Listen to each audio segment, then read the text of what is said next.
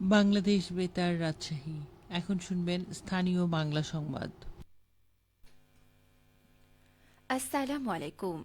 বাংলাদেশ বেতার রাজশাহী স্থানীয় সংবাদ পড়ছি অনিন্দিতা ঘোষ। রাজশাহী প্রকৌশল ও প্রযুক্তি বিশ্ববিদ্যালয়ে অর্থ কমিটির ৮৩তম সভা অনুষ্ঠিত হয়েছে। আজ বিশ্ববিদ্যালয়ের কনফারেন্স রুমে আয়োজিত সভায় সভাপতিত্ব করেন অর্থ কমিটির সভাপতি ও উপাচার্য অধ্যাপক ড এস এম আব্দুর রাজ্জাক।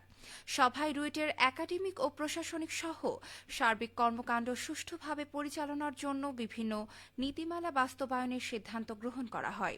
উল্লেখযোগ্য সিদ্ধান্তসমূহের মধ্যে রয়েছে রুয়েটের আন্ডার গ্রাজুয়েট শিক্ষার্থীদের শেষ বর্ষের থিসিস ও প্রজেক্টের জন্য আর্থিক বরাদ্দ সংক্রান্ত নীতিমালা বাস্তবায়ন, ডরমিটরি পরিচালনা ও ব্যবহার সংক্রান্ত নীতিমালা বাস্তবায়ন এবং হলের শিক্ষার্থীদের বিভিন্ন ফিস অনলাইনের মাধ্যমে হলের ব্যাংক হিসাব শাখায় জমা দেওয়ার বিষয়ে ছাত্র কল্যাণ দপ্তরের পরিচালকের প্রস্তাবনার প্রেক্ষিতে আলোচনা ও সিদ্ধান্ত গ্রহণ করা হয়। রাজধানীতে ইনকিলাব মঞ্চের আহ্বায়ক ও ঢাকা ৮ আসনের স্বতন্ত্র প্রার্থী ওসমান হাদিকে গুলিবর্ষণের ঘটনায় নওগাঁয় মানববন্ধন ও বিক্ষোভ হয়েছে। আজ সকালে শহরের কেন্দ্রীয় শহীদ মিনার চত্বরে কর্মসূচিতে বিভিন্ন শ্রেণী পেশার মানুষ অংশ নেয়।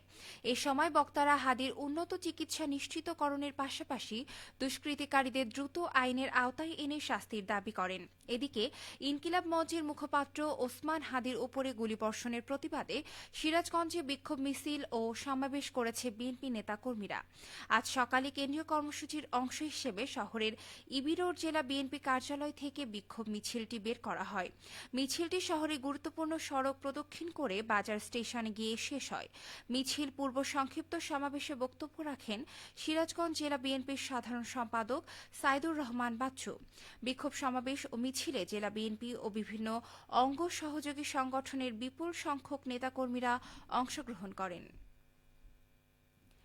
এছাড়াও ইনকিলাব মঞ্চের মুখপাত্র শরীফ ওসমান হাদিকে দুর্বৃত্তদের গুলির ঘটনার প্রতিবাদে চাঁপাইনবাবগঞ্জে বিক্ষোভ মিছিল অনুষ্ঠিত হয়েছে। গতকাল রাতে শহরের বাতিনখা মোড় থেকে বিক্ষোভ মিছিলটি শুরু হয়ে শান্তিমোড়ে অবস্থান কর্মসূচির মাধ্যমে শেষ হয়। এ সময় অংশগ্রহণকারীরা রাস্তায় আগুন ধরিয়ে জুলাই আন্দোলন, চাঁদাবাজ ও সন্ত্রাসীদের বিরুদ্ধে বিভিন্ন স্লোগান প্রদান করেন। ওসমান হাদি সহ অন্যান্যদের ওপর হামলায় জড়িতদের দৃষ্টান্তমূলক শাস্তির দাবি জানানো হয়েছে নাটোর জেলা বিএনপির পক্ষ থেকে। এই দাবিতে আজ জেলা বিএনপি কার্যালয়ে সমাবেশ অনুষ্ঠিত হয়েছে।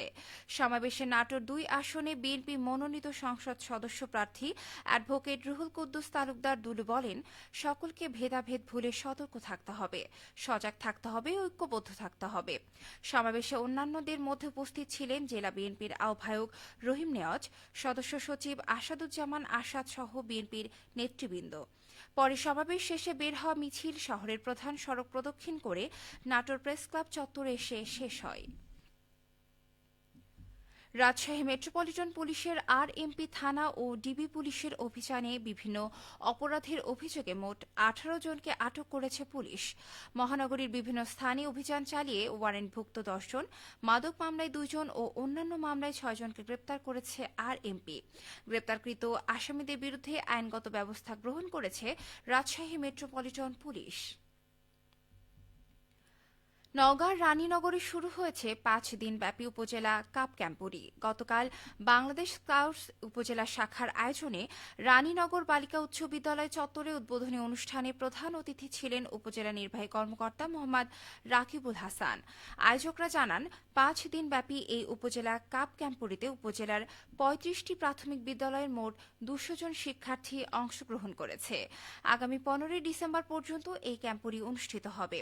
উপজেলা স্কাউটসের কমিশনার মিজানুর রহমানের সভাপতিত্বে ও সম্পাদক আবু সাইদ প্রামাণিকের সঞ্চালনায় উদ্বোধনী অনুষ্ঠানে উপস্থিত ছিলেন উপজেলা প্রাথমিক শিক্ষা কর্মকর্তা মোহাম্মদ আশরাফুল ইসলাম।